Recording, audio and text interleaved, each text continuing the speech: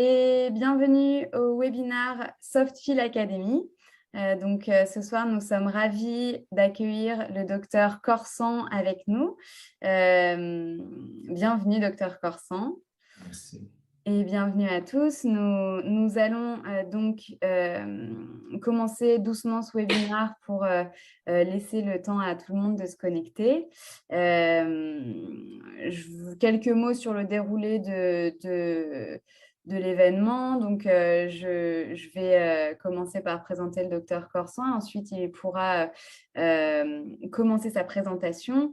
Et s'il vous plaît, gardez toutes vos questions pour la fin du webinaire. Nous aurons une session questions et réponses et vous pourrez poser vos questions dans la partie discussion ou Q&A qui est juste en bas de l'écran. Et je vous précise que ce webinaire est enregistré et qu'il sera disponible dès demain sur la plateforme Softfield Academy et sur notre page YouTube. Donc, si on peut passer à la slide, la prochaine slide, s'il vous plaît. Donc, quelques mots sur le docteur Amir Reza Corsan, qui est médecin esthétique en France, spécialisé en médecine esthétique et anti-âge. Il a 15 ans d'expérience en médecine esthétique. Il est médecin expert et formateur pour les laboratoires Théoxane et désormais pour la Softfield Academy. Le docteur Corsan est aussi membre de la SAMCEP et nous sommes ravis de l'accueillir au sein de la Softfield Academy. C'est donc son premier webinaire avec nous ce soir. Et donc ce soir, vous allez nous parler de l'injection à la canule au niveau de l'angle mandibulaire. Donc, docteur Corsan, je vais vous laisser la parole. Allez-y. Bonsoir à tous, je suis ravi de pouvoir partager mon expérience avec vous concernant le traitement de la jawline par les canules Softfield. C'est une demande qui est très croissante. On a plus de 50% d'augmentation ces dernières années en matière de demande de la jawline contouring. Alors, les demandes, ça touche aussi bien les hommes que les femmes. Alors, effectivement, il y a un phénomène de mode, mais les demandes sont quand même un peu différentes. Chez l'homme, on nous demande plutôt des mâchoires plus larges, plus sculptées, avec un menton plus carré. C'est ce qu'on appelle le Texas look. Et chez la femme, on demande plutôt une redéfinition de la mâchoire et de l'angle de la mandibule et une projection en avant du menton pour avoir un aspect plus pointu.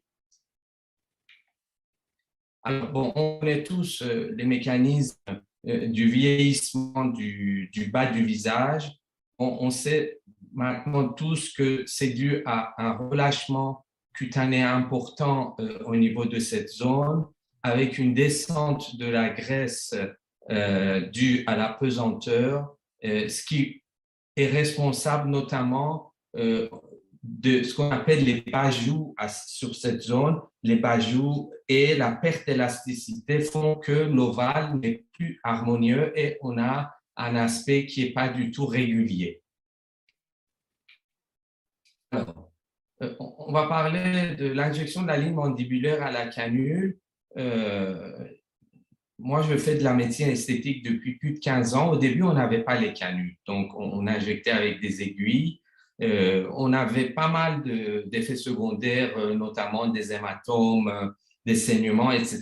Et là, depuis quelques années, on est vraiment ravis d'avoir ces canules Softfield parce que vraiment, on a un effet immédiat, pratiquement pas d'effets secondaires et honnêtement, de moins en moins d'accidents vasculaires surtout.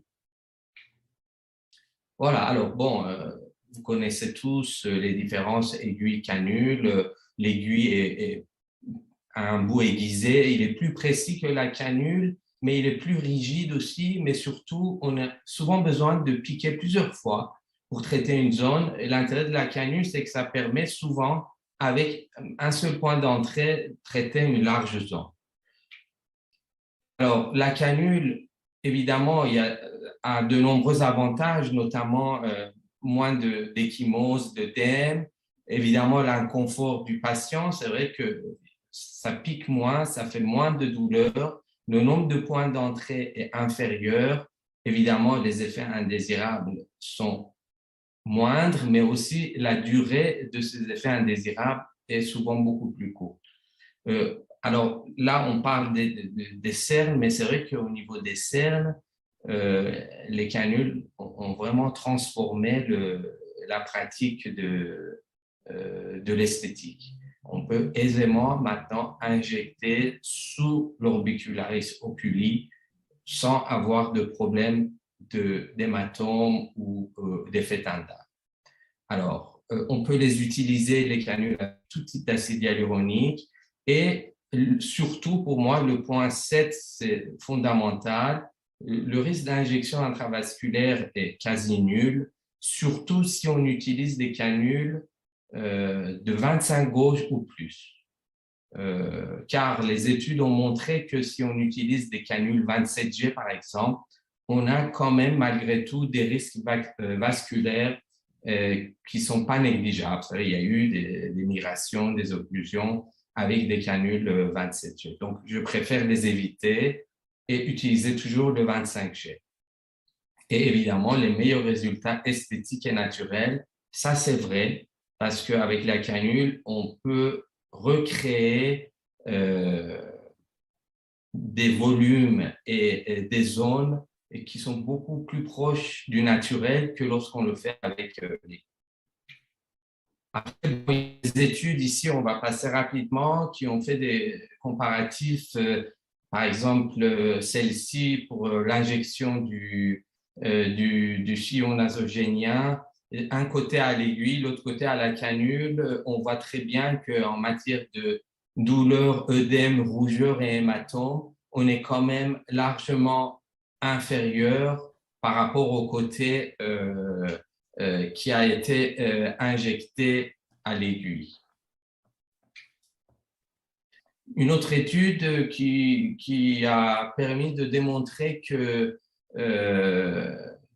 l'aiguille a un risque de complications beaucoup plus élevé intra-artériel, même si on est au contact osseux, parce que souvent on pense que lorsqu'on injecte à l'aiguille en bolus au contact osseux, le risque est nul. Eh bien, cette étude a montré que même avec l'aiguille suspériostée, on a quand même des risques d'injection intra-artérielle. Je pense que c'est surtout au fait qu'on peut injecter en avançant l'aiguille ou en rétrotraçant, on peut repasser dans un vaisseau qu'on avait probablement lésé. Et je pense que ces accidents viennent surtout de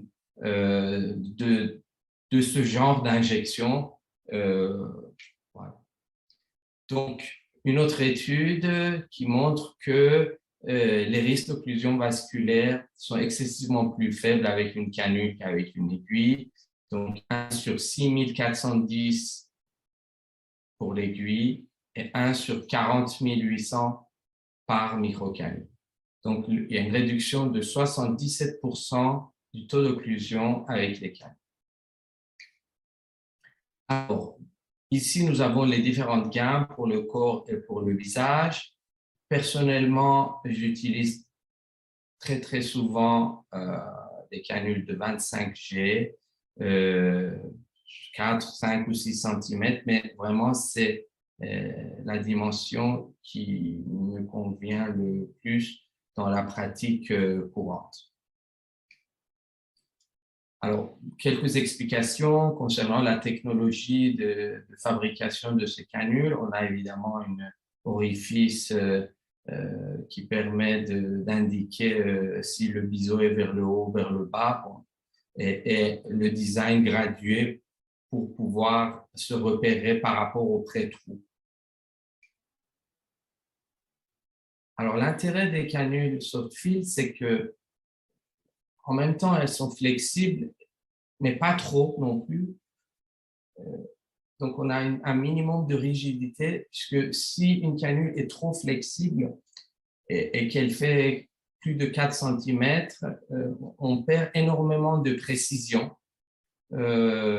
Et souvent, au niveau de la pointe de la canule, si par exemple elle fait 6 cm, on risque de ne plus être dans le même plan, ou on risque d'être à quelques millimètres de la zone désirée. Donc, la rigidité est quand même un critère important, la flexibilité, bien sûr, pour ces canules. Alors, ce schéma est très intéressant parce que, en fait, il nous explique quelles sont les canules qu'on peut utiliser dans chaque zone. Alors, ce qui est intéressant de voir, c'est que les canules de 25G, on peut les utiliser partout. C'est vraiment, on ne sait pas quelle canule utiliser, dans quelle indication et quel diamètre. Le 25G, 4 ou 5 cm, ça peut être utilisé partout. Alors, on va parler juste rapidement de EasyGuide. Donc, c'est la dernière technologie de soft fill avec une aiguille pré-trou très particulière qui permet également d'avoir un guide pour la canule, donc l'insertion plus simplifiée par le pré-trou. Souvent, on perd le pré-trou s'il ne saigne pas, alors que là, on peut laisser en place l'aiguille de pré-trou et insérer la canule. Donc, ça facilite quand même énormément. Par exemple, chez les hommes, lorsqu'on veut les injecter et qu'ils ont une barbe, souvent, on a du mal à retrouver le pré-trou. Donc, ce EasyGuide va être quand même d'une aide précieuse. Voilà, donc, facilite l'insertion, il guide la canule et il permet d'avoir plus de confort lorsqu'on injecte.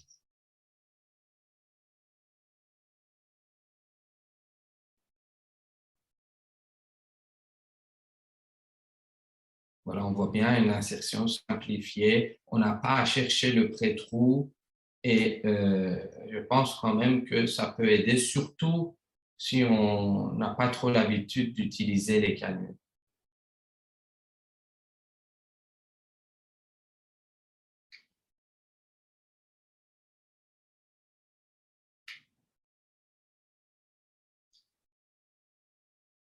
Voilà, donc quelques explications concernant l'aiguille de pré-trou qui est en fait un guide en même temps pour insérer la canule dans le pré-trou et ensuite retirer le guide.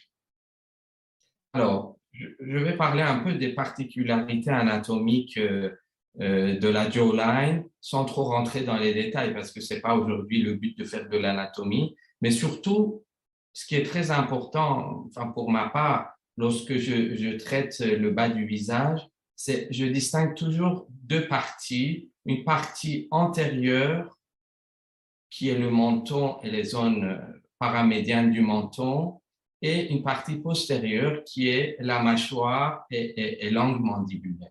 Alors, ces deux zones sont très différentes anatomiquement. En avant, on a 5 couches allant de la peau à l'os, alors que sur la partie postérieure, on a 6 couches. La différence principale, c'est que au niveau du menton, on a une couche de graisse profonde sous le muscle antalis, qui est une zone intéressante pour injecter, alors qu'au niveau de la partie postérieure de la mâchoire et de la mandibule, il n'y a pas de graisse profonde sous le masséter. Le masséter est collé à l'os, donc pour cette raison, l'injection devra se faire en suspériosté sous le masséter. Alors, il y a différents critères dans les traitements. Chez l'homme, l'angle mandibulaire, il doit être aux alentours de 100 degrés. Chez la femme, plus ouvert, entre 120 et 130 degrés. Et autre élément à prendre en considération, c'est la largeur bizygomatique et la ligne de Ricketts qui permet de voir la distance entre la lèvre supérieure de 4 mm et avec la lèvre inférieure de 2 mm. Mais bon, ça, c'est des détails que tout le monde connaît.